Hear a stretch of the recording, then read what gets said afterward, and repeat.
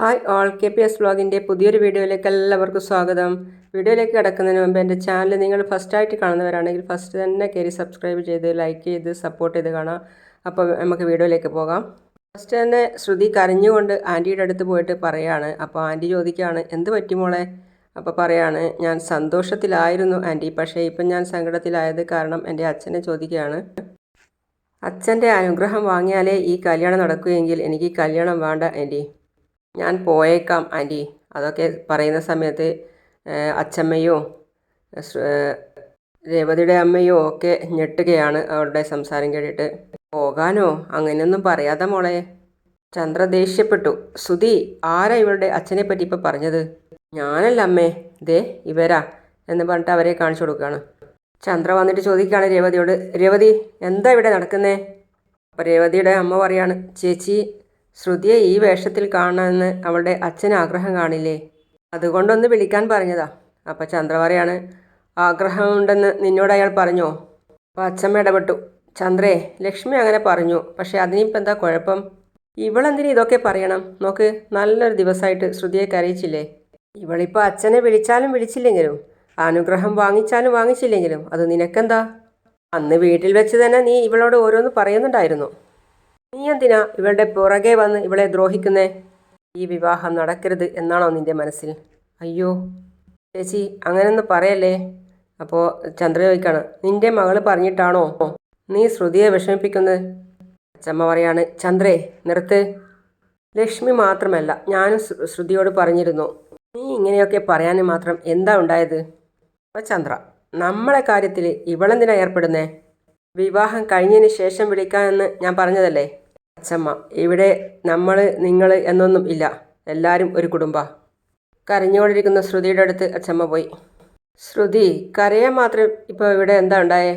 ഇങ്ങനെ ഒരു സമയം ആയതിനാൽ ഞാൻ കൂടുതലൊന്നും പറയുന്നില്ല. രണ്ടുപേരും മണ്ഡപത്തിലേക്ക് വാ.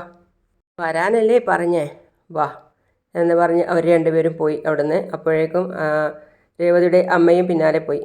പിന്നാലെ രേവതിയും പോകാൻ ഒരുങ്ങുമ്പോൾ ചന്ദ്ര, അവിടെ നിൽക്ക്. നിങ്ങൾ അമ്മയും മകളും എന്താ വിചാരിച്ചിരിക്കുന്നത്?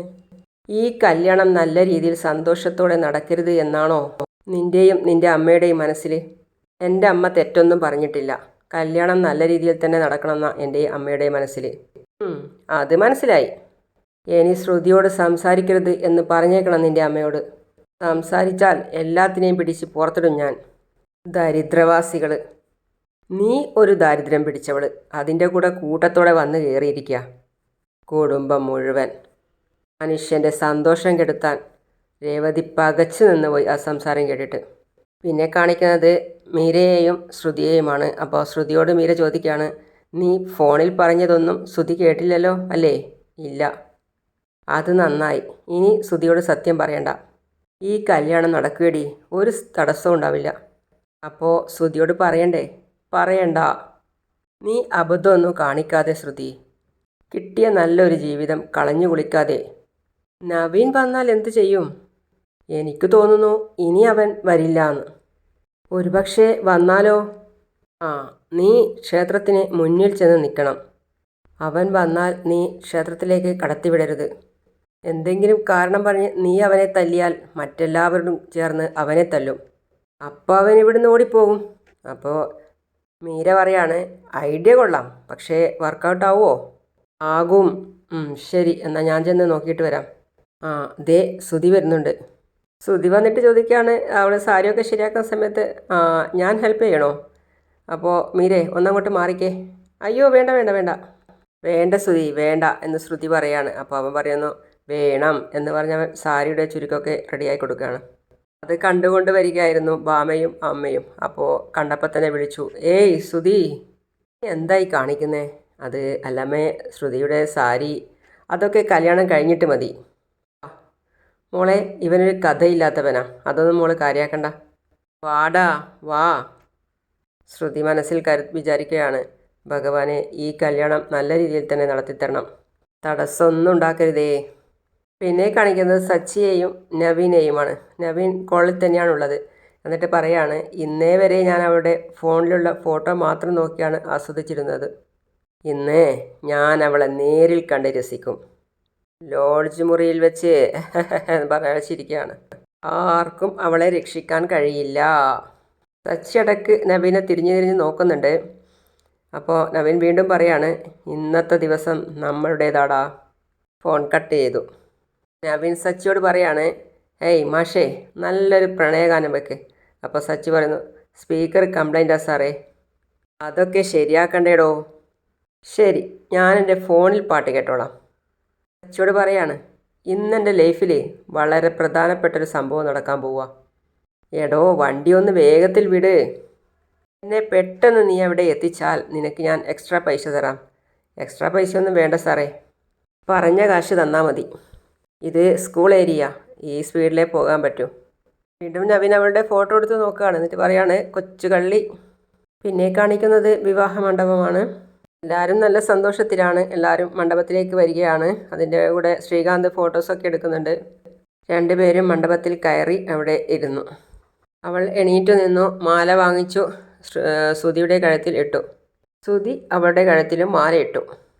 രേവതി ശ്രുതിയുടെ അടുത്തോട്ട് പോയിട്ട് മാല ശരിയാക്കി കൊടുക്കുകയാണ്. അപ്പോൾ ചന്ദ്ര ചോദിക്കുന്നു, നീ എന്തായി കാണിക്കുന്നേ? അതമ്മേ, മാല റെഡിയാക്കി കൊടുക്കുന്നയാ. അതൊക്കെ ഞാൻ ശരിയാക്കിക്കൊള്ളാം, നീ തൊടണ്ട. നീ തൊട്ടതൊന്നും വിളങ്ങില്ല, നാശാക്കും, ദൂരെ പോ. അമ്മേ, ഈ മാല ഞാനും അമ്മയല്ലേ കെട്ടിയത്? അത് നിൻ്റെ പൂക്കടയിലിരിക്കുമ്പോൾ. ഇതിപ്പോഴേ ഇവരുടെ കഴുത്തിലാണ് ഉള്ളത്. മണ്ഡപത്തിൽ വെച്ച് പൂജാരി പൂജിച്ച മാലയായത്. നീ തൊട്ട് അത് അശുദ്ധമാക്കരുത്. രണ്ടു പേരും നല്ല രീതിയിൽ ജീവിച്ചോട്ടെ. നീ അവരുടെ ജീവിതം നാശമാക്കരുത്. നീ തൊട്ട് നിൻ്റെ രാശി ഇവർക്ക് കൊടുക്കരുത്. നീ ഇവിടെ നിൽക്കണ്ട, ദൂരെ എവിടെയെങ്കിലും പോയി മാറി നിൽക്ക്. പറഞ്ഞത് കേട്ടില്ലേ? ഇവിടെ നിന്ന് പോ. മോളെ, എന്ത് പറ്റി മോളെ? എന്താ എന്താ നീ ഇത് എവിടെ പോകുന്നു?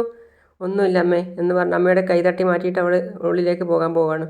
ഞാനെ തന്നെ അവളുടെ അമ്മയും അനിയത്തിയും കൂടെ പോയി.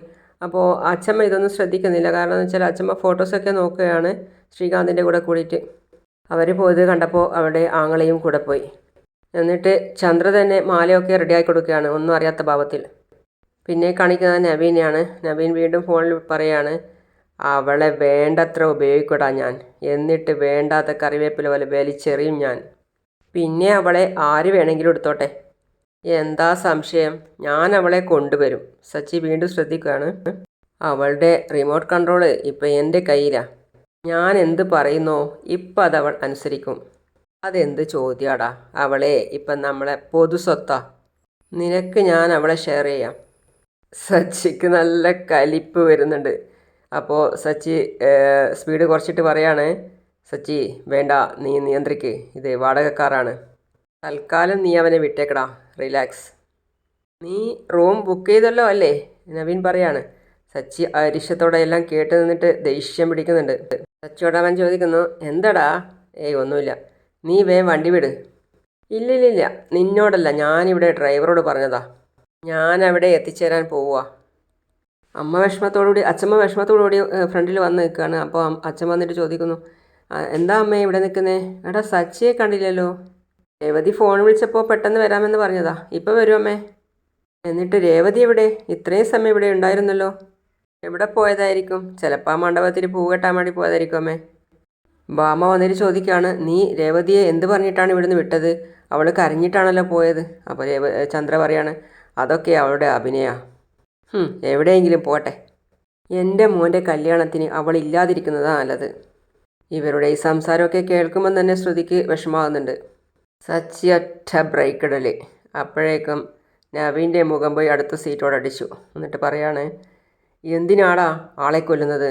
നീ എന്താ ചെയ്യുന്നത്? നീ എന്തിനാടാ വണ്ടി ഇവിടെ നിർത്തിയത്? ഇവിടെ ഒരു ഇലക്ട്രിക് ശ്മശാനമുണ്ട്. നിന്നെ അവിടെ കൊണ്ടുപോയിട്ടൊന്ന് കരിച്ചു കളയാം.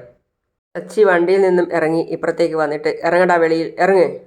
നീ എന്താടാ ഈ കാണിക്കുന്നത്? അവൻ ദേഷ്യം പിടിച്ച് ഷർട്ടിൻ്റെ കൊളറിലൊക്കെ പിടിച്ചു വലിക്കുകയാണ്. അങ്ങനെ സച്ചി നല്ല അടി കൊടുത്ത് പ്രതികാരം തീർക്കുകയാണ്. ഇത്ര നേരം കേട്ടതിൻ്റെ. എടാ, സ്ത്രീകളെക്കുറിച്ച് നീ എന്താടാ കരുതിയിരിക്കുന്നത്? ആരാടാ നീ? നീ വിളിക്കുമ്പോഴൊക്കെ നിൻ്റെ കൂടെ ഇറങ്ങി വരാൻ. സച്ചി നല്ല അടി കൊടുക്കുകയാണ്. നീയും ഒരു സ്ത്രീയുടെ വയറ്റിൽ പിറന്നവനല്ലേടാ. നീ നിൻ്റെ അമ്മയും പെങ്ങളെയും ഇതുപോലെ കാണുമോ? നിനക്ക് എന്തിനാടാ ചോര തിളക്കുന്നേ? നിൻ്റെ അമ്മയെ സഹോദരിയെക്കുറിച്ച് ഞാൻ എന്തെങ്കിലും പറഞ്ഞോ?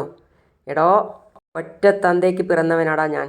ഒരു പെണ്ണിനെക്കുറിച്ചും മോശമായിട്ട് പറയുന്നത് കേട്ടു നിൽക്കാൻ എനിക്കാവില്ല. ഇനി നീ ഒരു പെണ്ണിനെക്കുറിച്ചും ഇങ്ങനെ പറയരുത്. നവീനെ അടിച്ച് ചമ്മന്തിയാക്കി ഒരു വിധത്തിൽ അവൻ ഓടി രക്ഷപ്പെട്ടു.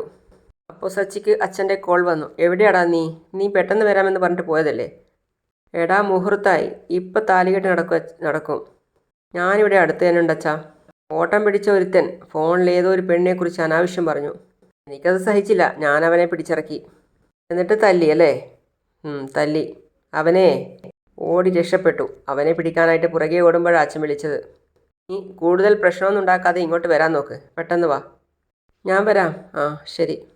എന്നെ കാണിക്കുന്നത് രേവതിയാണ്. അവൾ കരഞ്ഞുകൊണ്ടിരിക്കുകയാണ്. അപ്പോൾ അവിടുന്ന് ദേവു പറയാണ്, ഈ ചന്ദ്രേൻ്റെ എന്താ ഇങ്ങനെയൊക്കെ പറയുന്നത്? ഇത് കുറച്ച് കൂടിപ്പോയി. അമ്മ അവളെ ചേർത്ത് നിർത്തിയിട്ട് പറയാണ്, ഇത്രയും നാൾ ആ വീട്ടിൽ നീ എങ്ങനെയാണ് കഴിഞ്ഞതെന്ന് മനസ്സിലായി മോളെ. ആങ്ങളെ പറയാണ്, എന്താ അവർ കരുതിയിരിക്കുന്നത്? ഇതങ്ങനെ വിടാനൊന്നും പറ്റില്ല, ചോദിക്കണം. അവൻ പോകാനൊരുങ്ങുമ്പോൾ അവൾ തട്ടിപ്പിടിച്ചിട്ട് പറയാണ്, എടാ ശരത്തെ, അവിടെ ഒരു കല്യാണം നടക്കുക. ഇതിനിടെ നീ ചെന്ന് ഒരു പ്രശ്നമൊന്നും ഉണ്ടാക്കരുത്. അപ്പോൾ ദേവു പറയാണ്, ചേച്ചിയെ സങ്കടപ്പെടുത്തിയിട്ട് അവരങ്ങനെ സന്തോഷിക്കണ്ട, ചോദിക്കുക തന്നെ ചെയ്യണം. അതെ, ഇത് രവി അങ്കിളിനോടെങ്കിലും പറഞ്ഞേ പറ്റൂ. പിറകെ നിന്ന് വിളിക്കുന്നുണ്ട് രവു, ശരത്തേന്ന്. വേണ്ടടാ, ആരോടും ഒന്നും പറയണ്ട. എന്നെ അമ്മ അങ്ങനെയൊക്കെ പറഞ്ഞെന്ന് പറഞ്ഞാൽ അച്ഛനത് സഹിക്കില്ല. ദേഷ്യം വരും. അച്ഛൻ ചോദിക്കും. അവിടെ പ്രശ്നം ഉണ്ടാവും. എന്തിനാ വെറുതെ? ദേവു പറയാണ്, പ്രശ്നം ആവട്ടെ. എന്തൊക്കെയാ ചേച്ചി അവർ പറഞ്ഞത്?